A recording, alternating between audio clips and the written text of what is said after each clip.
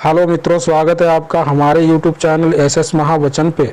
आज हम बात करते हैं शनिदेव ने पांडवों को बताई कलयुग की भविष्यवाणी, जो आज हम अपने आसपास देख भी रहे हैं। अज्ञातवास के दौरान एक बार शनिदेव ने अज्ञातवास के दौरान पांडवों की परीक्षा लेने की सोची और शनिदेव ने जंगल में एक माया महल बनाया जिसमें 4 कोने थे, उत्तर, दक्षिण, पूर्व और पश्चिम। अचानक भीम, सहदेव, नकुल और अर्जुन की नजर महल पर पड़ी। महल का सुंदर नजारा देख वह आकर्षित हो उठे। तत्पश्चात चारों भाई युधिष्ठिर की अनुमति लेकर महल देखने गए। जब चारों भाई महल के द्वार पर पहुंचे तब शनिदेव वहां दरबान के रूप में खड़े थे। चारों भाइयों ने कहा, हमें महल देखना है।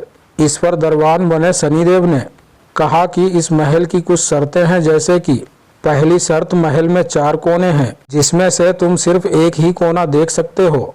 दूसरी शर्त, महल के अंदर जो कुछ भी देखोगे उसे उसके विस्तार सहित समझाना होगा।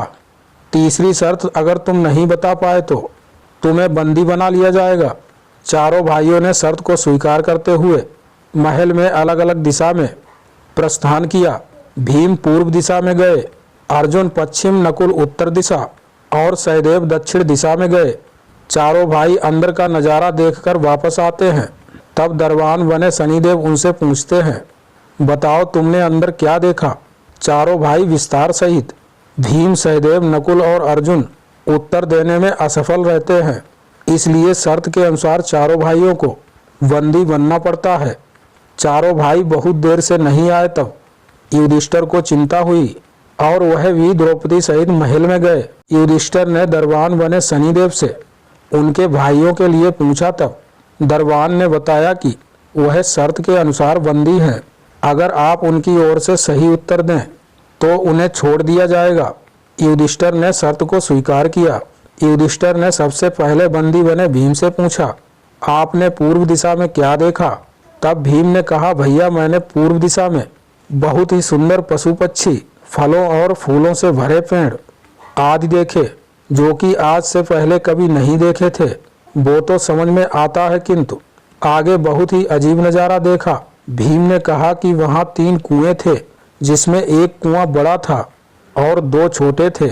जब बड़े कुएं का पानी उछलता था तो बराबर के दोनों छोटे कुएं भर जाते थे, लेकिन जब दोनों छोटे कुएं में पानी उछलता था तो बड़े कुएं का पानी आधा ही रह जाता था।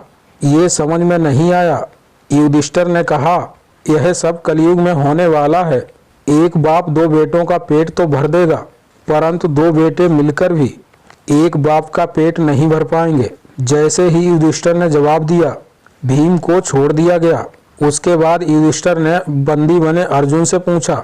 अर्जुन ने कहा, मैंने पश्चिम की ओर एक खेत में एक तरफ मक्के की और दूसरी तरफ बाजरे की फसल देखी, लेकिन अजीब तो यह था कि मक्के के पौधों से बाजरे का फल निकल रहा था और बाजरे के पौधे से मक्के का। युधिष्ठिर ने कहा, यह भी कलयुग में होने वाला है। इसका अर्थ है वंश परिवर्तन, अर्थात ब्राह्मण के घर शूद्र की लड़की और शूद्र के घर ब्राह्मण की लड़की की शादी होगी। अर्जुन के सवाल का जवाब युधिष्ठिर से सुन उसे भी छोड़ दिया गया। अब युधिष्ठिर ने बंदी बने नकुल से पूछा। नकुल ने कहा, भैया मैंने उत्तर दिशा की और देखा कि बहुत सारी सफेद गाय अपनी बछियों के साथ वहां घूम रही थी, लेकिन जब गायों को भूख लगती थी तो वह अपनी बछियों का दूध पी रही थी, जो कि बहुत ही अजीब था। युधिष्ठिर ने कहा, कलयुग में माताएं बेटी के घर में रहकर उन्हीं का अन्न खाएंगी, क्योंकि बेटे माँ बाप की सेवा नहीं करेंगे और उन्हें त्याग देंगे। जैसे ही युधिष्ठिर ने जवाब दिया, नकुल को भी छोड़ दिया गया। अंत में युधिष्ठिर ने सहदेव से पूछा। सहदेव ने कहा, भैया मैंने बड़ी एक सोने की शिला देखी, जो चांदी के एक सिक्के पर टिकी हुई थी, जो कि डगमग हिल रही थी, फिर भी गिरती नहीं थी। युधिष्ठिर बोले, कलयुग में पाप धर्म को दबाता रहेगा, फिर भी धर्म जिंदा रहेगा, खत्म नहीं होगा। युधिष्ठिर का जवाब सुनते ही सहदेव को भी छोड़ दिया गया। ये सारी बात सुनकर युधिष्ठिर ने दरबान को प्रणाम करते हुए कहा, हे महात्मन, मैं जान गया हूँ कि आप दरबान नहीं हो, कृपया आप हमें आपका वास्तविक परिचय दें। तत्पश्चात शनिदेव अपने असल स्वरूप में प्रकट हुए और युधिष्ठिर की प्रशंसा करते हुए कहा कि युधिष्ठिर, मैं तुम पांचों भाइयों की परीक्षा लेने आया था।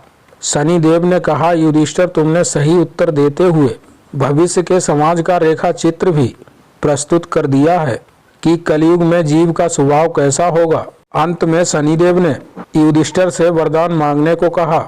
युधिष्ठिर ने शनिदेव से कहा कि प्रभु, यदि आप मुझसे प्रसन्न हैं तो मुझे ये वरदान दीजिए कि कलयुग में जो भी श्री हरि नारायण की पूजा और भक्ति पूरे भाव से करेगा, उसके घर में कभी कली काल का प्रवेश नहीं हो पाए। शनिदेव तथास्तु करते हुए अंतर ध्यान हो गए। फिर पांचों पांडव घने वन की ओर प्रस्थान कर गए। आज के इस कलयुग में ये सारी बातें सच भी साबित हो रही है। साथ ही साथ यह भी सच है कि जिस भी घर में नारायण की पूजा और भक्ति विधान है, वहाँ सदैव नारायण का वास होता है। मित्रों, कमेंट के माध्यम से यह बताएं कि शनिदेव ने बताई कलयुग की भविष्यवाणी की कहानी वाला यह वीडियो आपको कैसा लगा। अगर पसंद आया हो तो चैनल को सब्सक्राइब जरूर कर लें और घंटे को दबाकर ऑल पर सिलेक्ट कर लें ताकि रोजाना नई नई अपडेट आप तक पहुंचती रहे। हमने पूरी कोशिश की है आपको ताकि सही जानकारी मिल सके। आप सभी से निवेदन है कि अगर आपको हमारी इस वीडियो के माध्यम से अपने जीवन में आवश्यक बदलाव जरूर करें। फिर भी अगर कोई क्षति दिखे तो हमारे लिए छोड़ दें और हमें कमेंट करके जरूर बताइए ताकि हम आवश्यक बदलाव कर सकें। हमें उम्मीद है कि आपको शनिदेव कलयुग वाला यह वीडियो पसंद आया होगा। आपका एक कमेंट हमें आपके लिए नए वीडियो लाने के लिए प्रेरित करता है। ऐसी ही कहानी के बारे में जानने के लिए हमारे साथ जुड़े रहें। धन्यवाद।